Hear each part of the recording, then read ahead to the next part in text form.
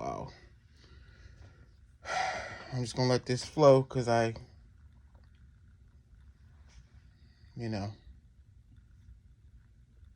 what it is, right? Podcast starting in 3, 2, 1. So I recorded a podcast a few weeks ago, and I asked what has happened to the 2023 version of the Philadelphia Eagles. And it all came to a crushing end last Monday. So that was the 15th? That was Martin Luther King Day of all days. It all came to a crushing end. And you know what? When it happened, I felt a different array of emotions. Like, one part of me was like upset because, not upset at the result of the game. I'm not upset at the loss.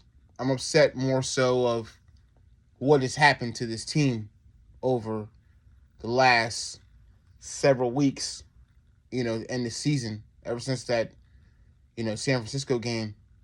And then I look at, how they're going to fix it. And I'm just hopeless because I don't think there's a way that they can. So there's a few things I'm going to explore in this episode of the podcast. And I guess there is no time like the present to just start it now. So welcome into the Philly Sports 444 podcast, and I'm your host, Dom Lewis. And if you were under a rock, you know that the Eagles lost their wild card playoff game to the Buccaneers, 32-9, I believe that was the score, which is ridiculous. Like, it just so happens it's almost like it was poetic that the Eagles scored the least amount of points of any playoff team in that entire wild card weekend. That was just crazy to me. To just put up 9 points and to be the last game, like it was like, I don't know. I don't think poetic justice is the right word, but it was definitely poetic as to how everything just came crashing down. It's everything that went, and I'm not going to break down any X's and O's. I'm not talking about the game anymore. Like, it is what it is. It was a game. Like, they were lucky to be in it by halftime. They were only down 16-9 by halftime. They were lucky to still be in the game. But, getting a safety and then getting a touchdown scored on you on the next play, like, it just was like, yeah, like, this team is giving up. They gave up. So why would I even talk about the X's and O's? There's no way to fix that. Like, there's just no way to fix that. Like, it's effort. You either care about it or you don't care.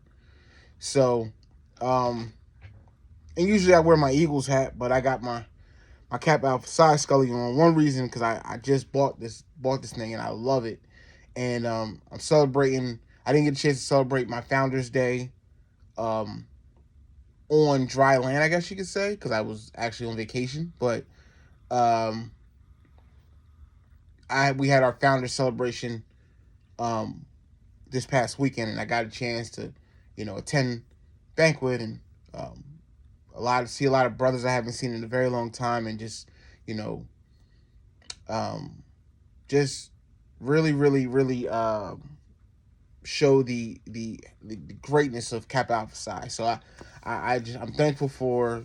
I thank God for Kappa Alpha Psi. I always say that. I thank God for Kappa Alpha Psi. Like, I know I'm a brother. I'm going on 16 years now, and it's like, just seeing the greatness of different brothers and people who have mentored me and my friends and, people who I call brother. It's just been a great thing. So that's why I got this Scully on, but I digress. Yeah, I'm not talking about, I can't talk about the X and O's. You care about it or you don't care. And the team, they stopped caring. It was obvious and it was evident. Like, it was just a microcosm. That game was a microcosm of the last part of this season. And I felt ashamed, like, to be an Eagles fan, like, because, there was a time in the season I remember recording a podcast. I was actually on another vacation at the time, and I was like, I'm so thankful to be a fan of this team, and nothing could be more. It couldn't be more the opposite right now. Like, I'm a fan of this team, and it's like, I'm only a fan because I'm a fan of the team. I'm not a fan of the people who work for the team. I'm not a fan of the players on the team. I'm not a fan of how the organization is run right now. Like, and I know it's, I might be going a little bit overboard because the wound is still fresh. But I say that because you can't put that on display the way they did and expect like people to just remain silent, like nothing's wrong. Um, I just felt an extreme sense of disappointment, let down. And then there was a part of me that was like relieved that the season was over. Like I was relieved that it was over. Like I'm like finally, like this nightmare of a season is over. And I just was mad that we had to wait until Monday night for it to be over. I would have rather it been over Saturday night. And then we could have enjoyed the rest of the playoffs, like, during the weekend. But we had to wait until the last game. And to put on that display, it was just, I was speechless at one point because I was just like, they're just that bad of a team. A bad football team. And I remember saying it in one of my other episodes. I was like, yo, they're just a bad football team. Just after me praising them for being so good. Like, I can't believe, like, the light switch flicked on and off like that. Like, that puzzled me. I think that's what's puzzling me more than anything. The fact that they got to this, they climaxed at 10-1, and then out of nowhere, they just came crashing down. And it was like, it wasn't even like it was like gradual. It was drastic. Like they just dropped out of nowhere. Okay, you lose the game in San Francisco is bad. The Cowboys game, whatever. Like, you lose that bad. Then you fire Desai, and then, you just go on this streak where you're just losing games that you shouldn't lose. Like you're losing to, Seattle, on a 92-yard touchdown to end the game, which is wild to me. A 92-yard drive to end the game results in a touchdown to end the game. And then, you lose to Arizona, and then you lose to, the Giants at the end of the season. Everybody gets hurt. A.J. Brown gets hurt. He can't even play in the wild card round. It looks like he gave up. And then it was a mess. It was a mess. And it was like, okay, I'm glad the season is over. But I wanted change. And it feels like to me, what's happening now is not what they need to do, which is what I've said is they need to rebuild this thing. And they're not rebuilding it. They're trying to retool it. And that's not the answer for what is. They're not going to get better that way. They're not going to. Like, you can retool it. You can sign some free agents. But in order to build a sustainable defense for years and years to come, you need to actually draft. And you need to change your philosophy on defense, and they're not going to do that.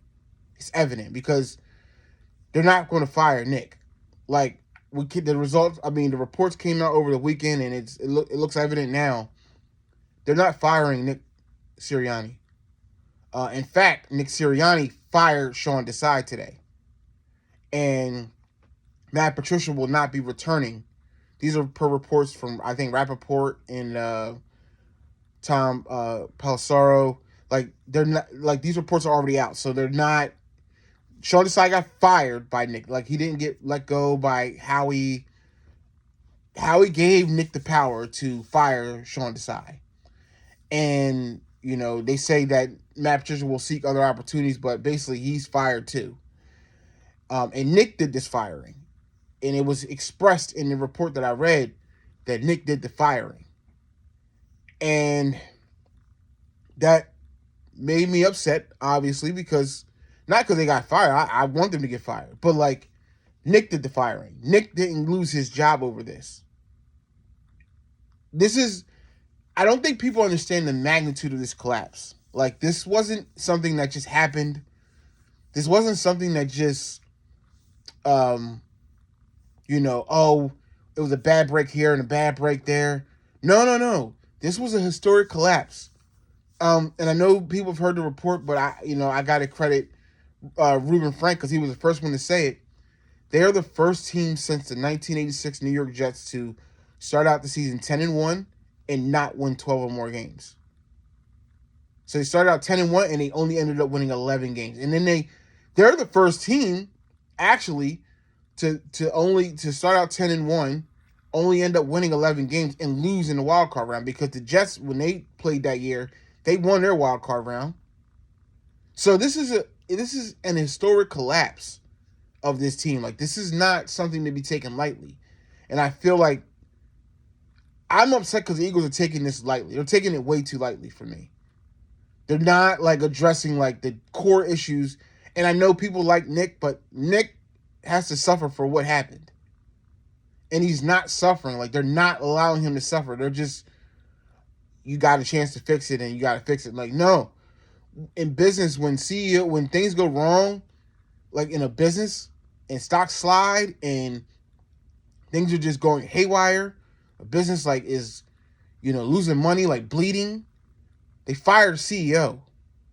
Like, they don't fire like all these underlings. Like, they fire head people, CEOs and CFOs, like COOs. They all got to go. They leave. They get fired.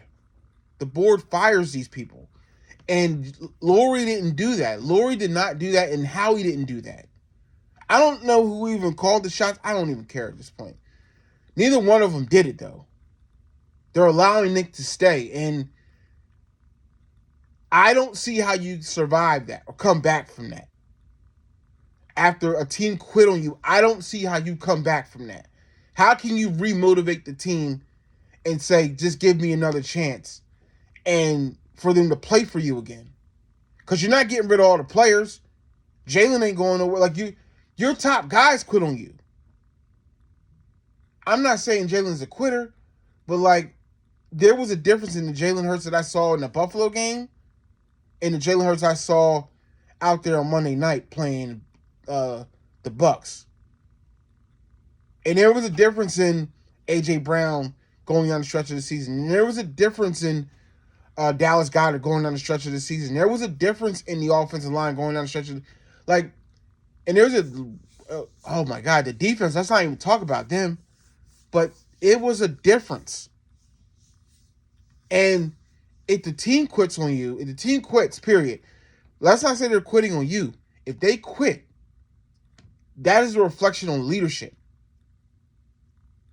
If something happens wrong at work and the whole team is screwing up, they're firing the leader of the team because there obviously needs to be another leader that's put in place, or they demote him or whatever. To fire the leader or demote him or whatever. Move him to another team.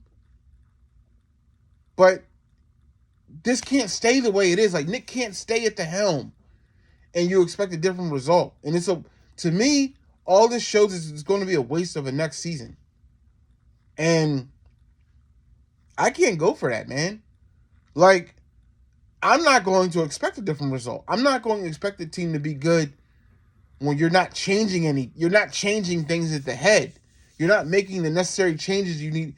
You're not making drastic changes. Like, you're not even drastic. Like, I'm not saying be spontaneous. You're running a business. I understand you're running a business. You got to do what's best. Like, you can't go off of emotion, right? But something wrong happened here. And just firing Sean Desai is not enough. Just letting go of Matt Patricia is not enough. Yes, the defense did bad, but there were a lot of offensive mistakes and a lot of offensive things that were in question, and it just did not go well down the stretch. And Jalen was not happy. And A.J. Brown wasn't happy. Dallas Goedert wasn't happy. Smitty wasn't happy. His offensive line wasn't happy. Like, we're not, you're not like making a drastic enough change to understand, like, okay, this is definitely going to change, and I'm going to show you how much we care for it to change. We got to make things better, and we're going to do this. And it, like, having Nick still there, I don't dislike Nick Sirianni. I don't dislike him. I don't think he's I don't know if he's a bad coach or a good coach, honestly. I don't know if he's a good head coach. I would say that. I don't know if he's a guy to be a leader of men. Because leaders of men don't have people quit on them like that. Not like that. Not what happened with this Eagles team. Not like that. Yeah, people go through lows and ebbs and flows of a season. Teams don't quit like that. You got to find a way to re-energize your troops. You got to get the best out of them. He did not do that. He's responsible for that. I know, like, he's not responsible for the defensive play calls. He's not responsible for the defensive game, but you're still the head guy. Nothing happens on this team without you. And the fact that it happened on your watch, you need to be held responsible. I can't stress it enough, man. I can't stress it enough. Like, these changes need to be made, and him still being at the helm is a problem. And it can't be a money thing. It can't be a money thing. Like, Doug got fired. Andy got fired. Ray Rhodes got fired. Chip got fired. He didn't even finish the season. Chip got fired before the season was over.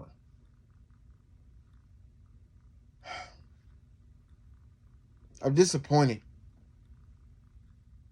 I'm disappointed in them making this decision not to fire Nick. And not making a drastic enough change. Them not recognizing, like, this is not a quick fix. I feel like they think that. I feel like they think this is something that they can just retool, get a couple pieces here and there like they've always done. This is not that kind of deal. I cannot stress it enough. Like, you have to change your philosophy on defense. Like, and what I mean by that is you need to get linebackers. Like, true. And I know they got Nakobe Dean. I get that. You know, they're looking for him to be like their guy. But let's keep it a buck about Nakobe Dean. He can't stay healthy and he's undersized. Right? You know, and he's, you know, just from him being, he hasn't been on the field enough. So, I don't know what, I don't know what they expect to do, but they need to revamp that. Their whole linebacking core, their secondary. They have some tough decisions to make as far as cap-wise. You can't bring Bradbury back, can you? Can't. What are you going to do with Bradbury? I think you cut him. I think you can cut him June 1st, before June 1st, or after June 1st, and some of the guaranteed money goes down. But, I mean, the Eagles, man, they're in more trouble than you think. And I feel like they're not taking it. They're not moving in. To me, they're not moving enough with enough sense of urgency. I know they're, like, my man Clint, you know, listen, God bless him. He thinks that, you know, the organization is very well ran. And I think that too. I think that overall the organization has been very well run. Excuse me. For the last 20 some odd years, right? You know, ever since the Andy Reid era, they've been very well run. A world-class organization, you know, from the insides of the NFL. Like, people think that, right? You know, they've had way more success than they've had failures as far as playoff runs and stuff like that. Having playoff runs, like, not just Super Bowl, but playoff runs.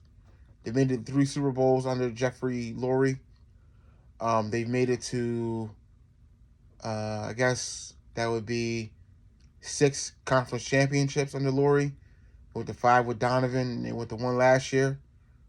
So success, they've had that, right? From a standpoint of just being a quote unquote winning organization, I guess you could say. But Baltimore's been a successful run organization. New England was before Tom Brady left. Kansas City has been, right? Let's see. The other organization. I think Green Bay, for the most part, has been a successful organization. I think, for the most part, a team like, let's see, New Orleans has been a successfully run organization, right? I think, like, they've had more winning seasons than they've had losing seasons over the last 20 years, right? They built Super Bowl teams and teams going to the conference championships and stuff like that. Uh, San Francisco has been a very well-run organization over the last, not over the last 20 years, but I guess I would definitely say over the last 5 years, right? Um, just building their roster. And I mean, they've gone to the last 4 or 5 conference championships. They've been in the last 4 or 5. Um, they had a very successful run under Kaepernick, and then John Lynch became the GM, and they've been very successful under him. But there's other organizations that have been successful too. Eagles aren't. To me, I'm not gonna give you a pat on the back for, um, other teams have done the same thing you've done. But I think other teams' philosophies are a little bit better than Eagles. Like Baltimore's philosophy about defense is it's something that everyone should strive to be. They always got solid linebackers. They always got a solid secondary. They play tough. They play hard, right? Now offensively they suck sometimes. Offensively, if they didn't have Lamar, I don't know, but Lamar, he works so much magic. But you know what though? Lamar suffered for so many years. However, they finally got somebody in there who was able to adjust and get Lamar to play to his highest level that he's been playing at. He looks better in this MVP year than he did in his last MVP year. So I say all that to say, like, they understood there was a sense of urgency to try to get Lamar to play at his highest level and, to try to keep him on the field. Last year they made the playoffs and they played like half their games without Lamar. But I say all that to say, like, there was a sense of urgency, like, okay, we got to keep Lamar on the field, and we need to make sure Lamar has the best coaching that we can get him. And they're not doing the same thing for Jalen, I feel. Like, maybe they tried this year with Brian Johnson and it failed, but okay, you got to let Brian Johnson go then. Like, I saw enough this year, like, it was enough of a sample size where it's like, I can't expect it to be something different. They're not creative enough. They're not creative enough, 1. They don't take what's in front of them, 2. They don't run the ball enough, 3. Too many weapons, and they don't utilize them to the best of their ability. It's not enough of a sense of urgency with this team. That's what's bothering me. That's what bothers me more than anything. It's not even the fact that they lost it, they didn't win, or, they're not, because even if they would have won last week, they would have got scraped today by the Lions. I mean, at least they would have played the Lions, but they would have got scraped today anyway. But it bothers me. It's not enough of a sense of urgency with this team, like, to correct things. Like, firing Desai is not enough. Letting go of Patricia is not enough. You needed to wipe everybody from that defensive side, honestly.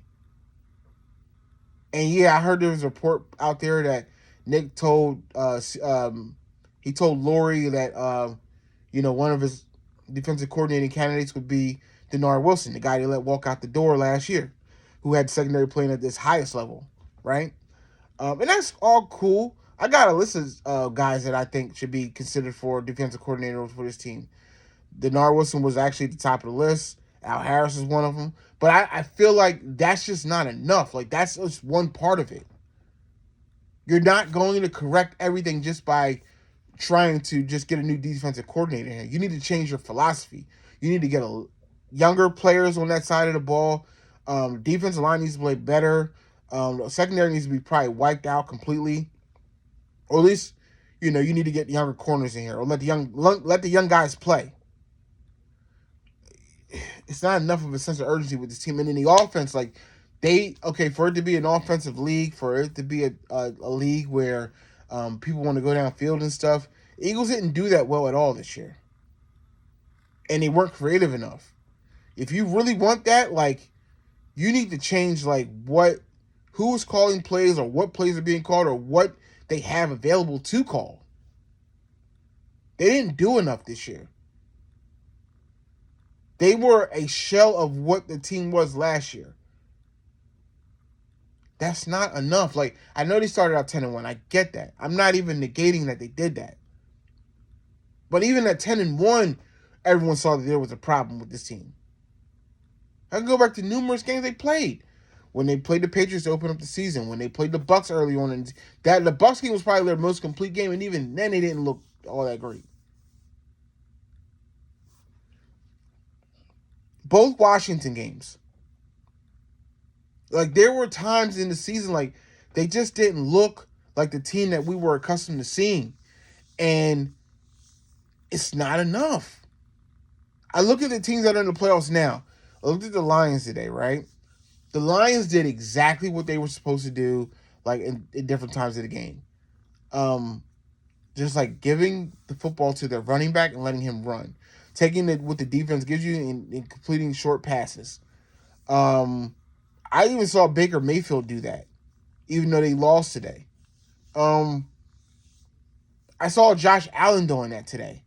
Like, yeah, the Bills didn't win today, but like Josh Allen, he might have played his best as far as from a decision making standpoint.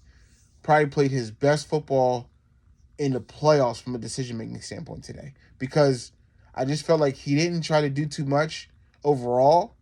I mean, there was a couple plays we probably should have not did too much, but like I think he just made the best decision that he could. And you know what? That's play calling, and that's an offensive coordinator. And the Eagles don't understand. Like, it's not like what they did this year was not enough, and there were so many flaws in what they did. And it goes back to coaching. A lot of it was just coaching. You can't just let that slide. You can't let it slide. And that's my problem with everything. And that's why I'm like, I don't know how they fix this, because they're not doing enough to fix it, at least from a front office standpoint. So I don't know what they're going to do.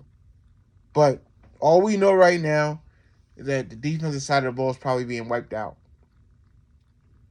And I don't know what they do from offense. I don't know what they're going to meet with the media again. I don't know when they're going to announce, like, when Lori's going to talk about the state of the team, whatever. I need answers. Like, I think the fans deserve answers. And them taking their sweet time, them not having a sense of urgency, it's a problem to me. Like, this was not something that you see every day. Something went wrong here, and we deserve to know why it happened and what you're going to do to fix it. That's my problem. That's what I want to see. Like, that's why I'm so down on this team right now. And they're going to be my team. Like, I'm not going to give up on the Eagles. But I don't give up on the Eagles because they're the Eagles. They're my team. It has nothing to do with Lori. It doesn't have anything to do with Nick or Howie. They're my team. They're our team as fans. They're the Philadelphia Eagles. So I'm not giving up on them from that standpoint. But I am not. It's a lot left to be desired right now with this team.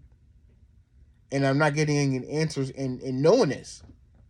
Maybe we'll get answers tomorrow. I mean, well, technically today, because now it's technically Monday.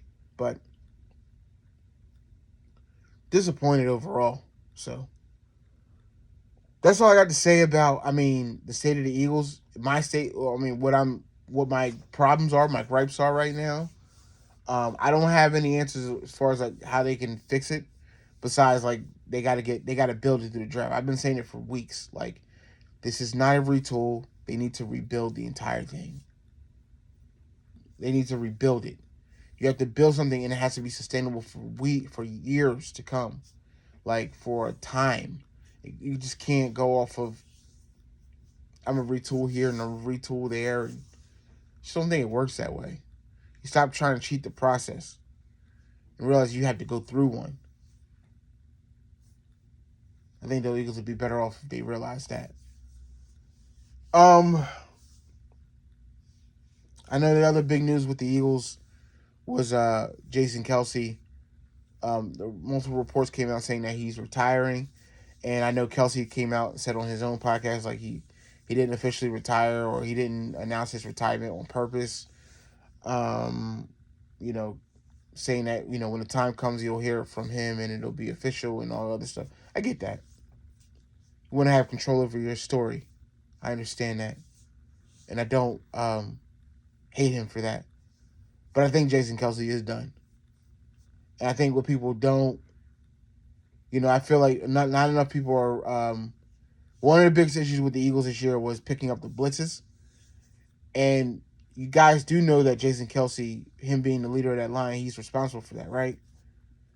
And he did talk about it a lot on his podcast, like where he talked about like he gave an example about Wink Martindale throwing so many different blitzes at him, like you don't know where they're coming from.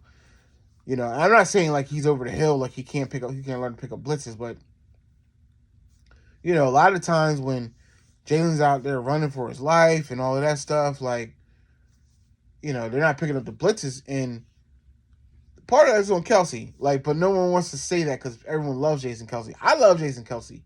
I listen to Jason Kelce's podcast every week.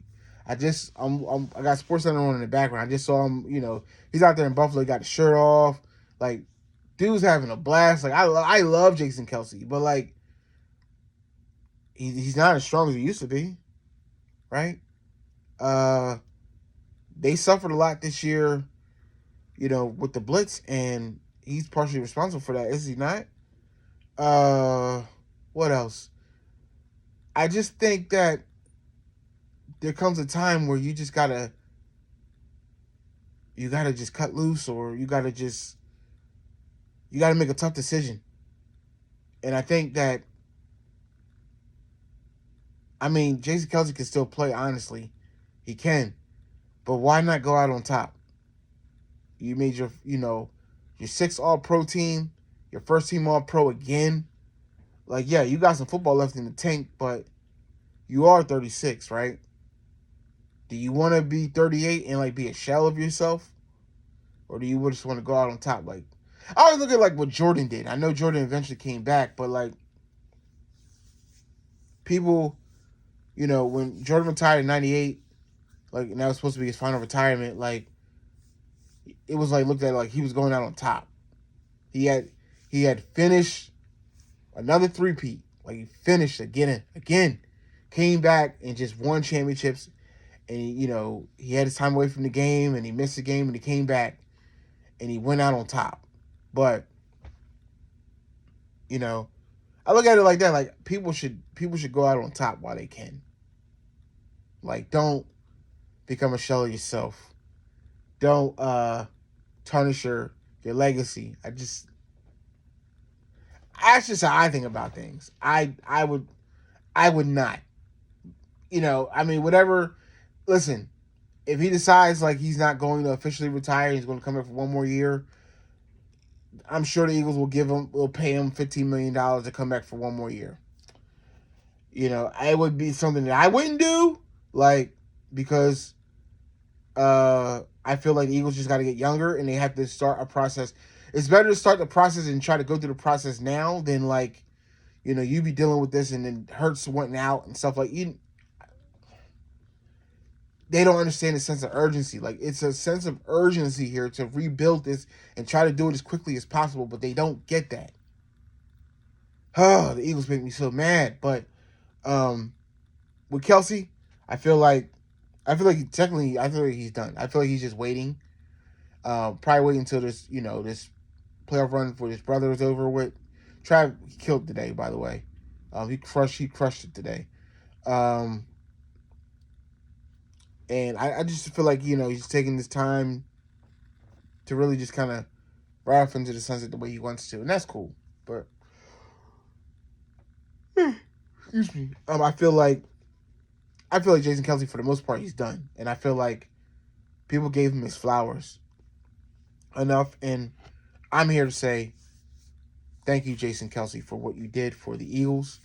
What you did for football, honestly. And you know what, man? Like, for him to be like an undersized guy, more of a finesse player than power.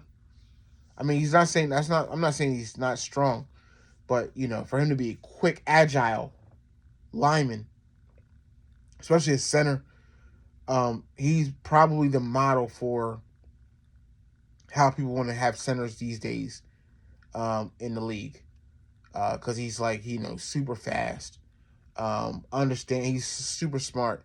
He's an extension of Stoutland, right? But, like, I just think, like, you know, you had your day in the sun, man. It's okay to let it go. You had your day in the sun. It's over. It was a great run. And like you said it on your podcast, like, it was, you know, don't feel sorry for me. I had a great run. And I'm like, you know what? You did. You had a great career, man. You had a great run. You did your thing, man. I think you changed center. Honestly, I think you changed it. So thank you to Jason Kelsey for what you did for this team. We'll never have that championship without you. We'll never have these playoff runs without you. We'll never, have that memorable speech at the parade without you. So thank you for what you did, for what you've done for the game. I'm gonna say enjoy your life, man. You made enough money. Um, you know, you've given enough to the game. So you deserve to, enjoy your fruits of your labor. That's just what I think. That's just my 2 cents on Jason Kelsey. Before I go, let me do a quick wrap up of the rest of the playoffs this weekend. Um, Lions beat Tampa Bay 31-23. They're going to NFC Championship. San Fran, they won their game. I don't even remember who San Fran. Oh, they played Green Bay 24-21. Actually intercepted Love on the last drive. They intercepted Jordan Love, and they were able to escape with the win. So it's going to be San Fran and Detroit next week, playing in San Fran. I know a lot of people want the Lions. I mean, a lot of people want the Lions to win, and a lot of people want San Fran to lose. It's like a combination of both. Personally, I mean, like, I don't want San Fran to win, but like at the same time, I don't hate San Fran like everyone else does. Like, they're a good team. They deserve to be there because they're a good team, and they took care of business all year long. So they had like a little lull where they had a 3-game losing streak. They went on a bye, came back, and they just dominated after that. So I have no gripes with San Fran. I really don't. I respect that team. I don't like them, but I respect them. I don't hate them like everyone else does. Like, they make it to the Super Bowl, they just make it to the Super Bowl. Like, I don't like the whole Brock Purdy thing as far as like how people hype him up. I just think I think you at that point, honestly, with that system, you could put anyone there. Anyone could play it. Um, it is more of, and maybe I got to give Kyle Shanahan credit. It is more of his system than anything, and they have a very stout defense there. But I look at it like, anybody could play quarterback over there. They could draft a quarterback next year, and that quarterback could play there. Like, Purdy is nothing special to me, but he is going to the conference championship. This is his second year in a row, so kudos to him. And we'll see how everything goes next week. I mean, I'm excited to see. I said this earlier. I'm excited to see if Detroit can stop CMC, and I'm also excited to see how San Fran stops St. Brown, and how they stop the tight end that the Lions have, because they got some players over there too. Golf ain't scared to let that thing go, and Golf is not going. He's not scared to take what you give him. So I think that's the difference between uh, like the way like the Lions run their offense versus like how the Eagles run their offense. Like, Eagles just want to go downfield all the time, but Lions are going to take what you give them. They're not going to. They don't stress. They don't trip out. They just going to play the way they play. And I'm really, really happy for Detroit. I'm super happy for the Detroit Lions and their fans, for the organization and for the city, honestly. Like, I look at them as like, they've had so much bad luck for so many years, but you know what, man? They made it. They made it finally. They made it to the conference championship after so many years. And if they don't win next week, then they don't win. But, um, just having them get this far is an accomplishment in itself.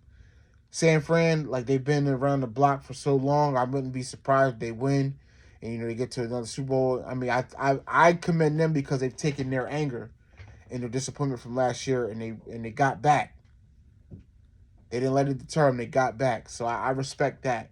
I don't like the team necessarily. I don't like the whole gravitas or the bravado or whatever. But hey, when you kicking people's behinds, you can be cocky like that. So I can respect the team for their success. I'm not saying I like them, but I respect it.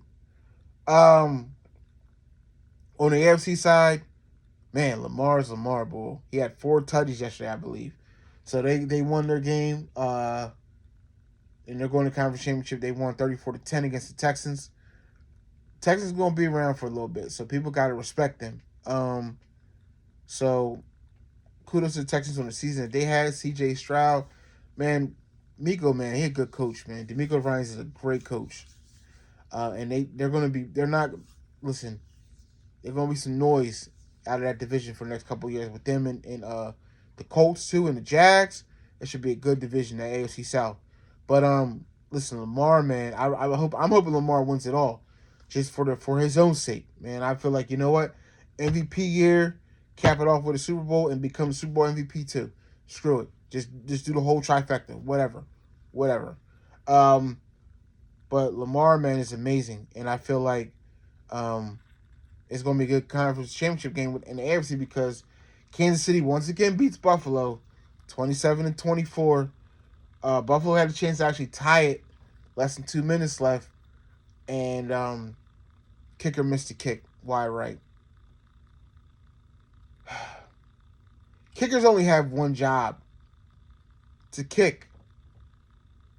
That's all they got to do. They just got kicked. Like, they don't have to tackle anybody. They don't have to. Your just responsibility is to kick the ball, and if you're kicking a field goal, make the field goal. Like, I don't understand, man. And I'm not saying that's the only reason they lost the game. They lost because they made a couple of mistakes, and Kansas City was able to capitalize. Kansas City, they do what Kansas City does. They find ways to win. So, I mean, kudos to Mahomes and kudos to Kelsey and Andy, man. Andy is so great. Like, I think that's what's being understated by me, personally. Like, I'm so mad for Buffalo. I'm so disappointed for Buffalo because I really wanted them to get over the hump. Recognizing that Andy, man, has made it to so many conference championships is crazy. Like, I think this is Mahomes' sixth conference championship. He's been in the league for 6 years, and he's been to six conference championships. Well, he's been in the league 7 years, I believe. 6 conference championships. And then Andy, for him to get so many with Donovan, he got the 5 with Donovan. So it's like, Andy, man, is really, really a great coach. Him and Bill Belichick, is no longer the head coach of the Patriots. It's crazy. Like, it's crazy to see, like, the old dogs, man. They're old dogs, but they've been in the league still for a reason, man. So kudos to Andy, man. This should be an exciting AFC Championship next week. I'm taking, like I said, I'm on the Lamar train. Like, I really, really want Lamar to get his due, to get his MVP, to make it to the Super Bowl, get his Super Bowl MVP, and win his first Super Bowl. That's what I want for Lamar. I want that. I really want that bad for him. And you know what? I'll say this one more thing. Someone said it I guess it was in the group text message, but they were like, I don't know. No, Ryan Clark. I'm sorry, it was Ryan Clark. He said it on Twitter. He was like, or X, or whatever you want to say. He's like, I'm looking at these quarterbacks. I'm looking at Mahomes, and I'm looking at Allen, and looking at Lamar yesterday. He's like, I don't know how Brock Purdy beats these quarterbacks. I mean, I know he doesn't go toe-to-toe with these quarterbacks, but I don't see how he outplays them or outduels them. And I'm like, you're right. You can't outduel them. You can't outplay those guys. Like, those quarterbacks are all better than Brock Purdy. Regardless listen, even Jared Goff is better than Brock Purdy. Every quarterback that's playing in the playoffs right now is better than Brock Purdy. Everyone. Every one of them. Even today, with the only argument I would have had as far as the quarterback not being better than Brock Purdy is probably Baker Mayfield. But every quarterback, and I would make the argument Baker Mayfield is better than him, but I would say every quarterback that played today is better than Brock Purdy. Every quarterback that played this weekend is better than Brock Purdy. So, I mean, at the end of the day, like, this is the same thing I said about the Niners a few years ago. I remember when they played Kansas City, I said at some point, Jimmy G's going to have to make a play. Like, you can't ride on this defense forever. At one point in the game, you're going to have to make the play. And I feel like Lamar's going to make plays over him. Mahomes will make plays over him. Even Goff, I would pick Goff to make plays over Brock Purdy. And I'm not here to bash Brock Purdy, but I just need the hype to stop. And I'm not on that hype train. Like, I'm just not. I'm gonna go against it because I don't understand the hype and do your job, yes, but like let's not go overboard as far as like him being this whatever. Like nah. At some point, you're gonna have to make the play. Like not CMC, not Debo. Brock Purdy's gonna have to make the play. I mean, I remember seeing it. Jimmy G I was like, he's gonna have to drive this ball down the field. Like at some point, you're gonna have to just beat Mahomes, and he wasn't able to do it. So I look at it like that, man. You know, should be some good conference championship games. Uh, yeah, we're gonna see. Um, that's really all I got. I don't really feel like talking about the Sixers or the Flyers right now, or the Phillies. I will say this: the Sixers, they won their last back to back, which was pretty good. And B still playing. He playing on a tear. He had a really good game against the Nuggets earlier on last week. But I'm still not in Sixers mode yet, even though the Eagles lost and their season's over. I'm not in Sixers mode yet. Not. They've been playing well though. I shouldn't be that way, but it's like I'm not in Sixers mode yet. Not. Um, they're playing well though. They're playing well. Let's see. I'll look at the record real quick. Let me see.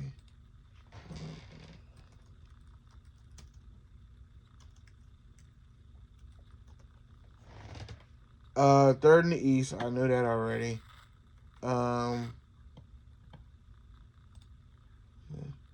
Let's see.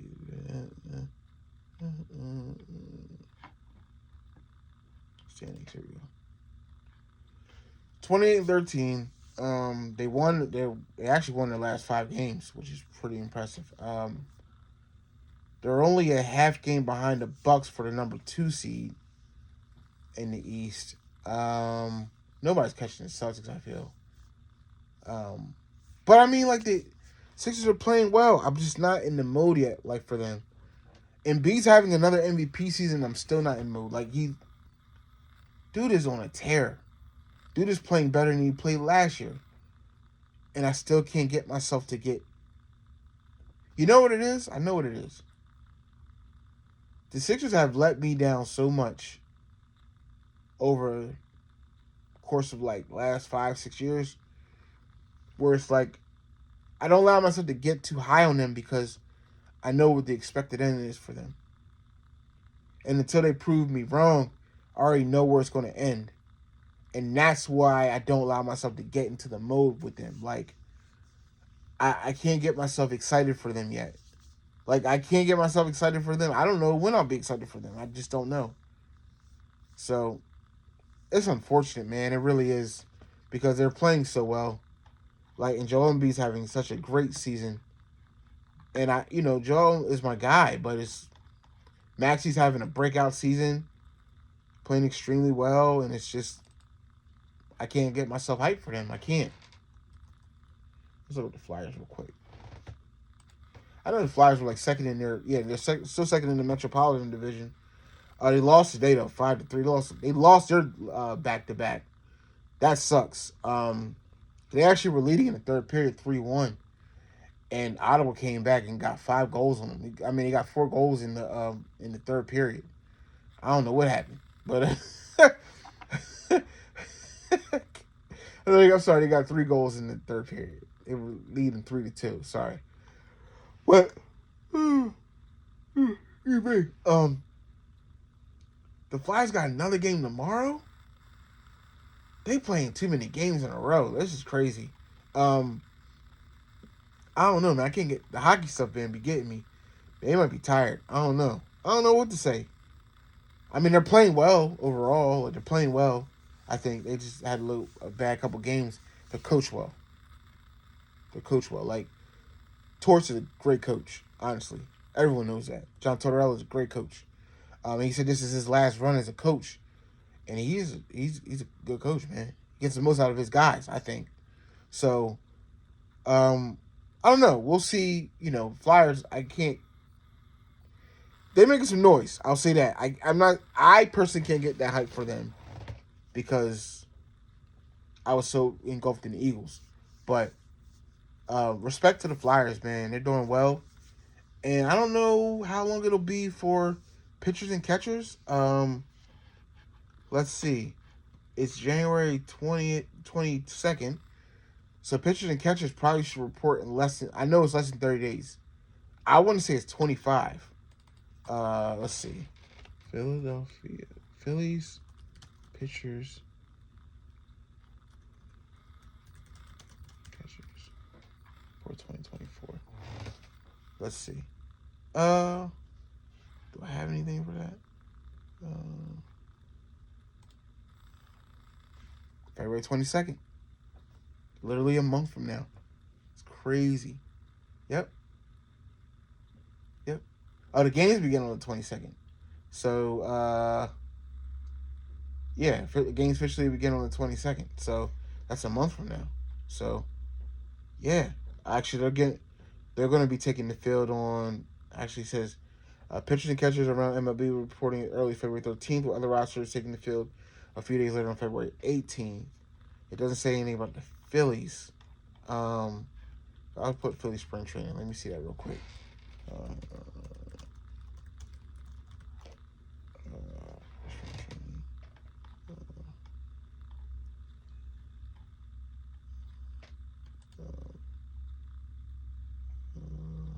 It doesn't say.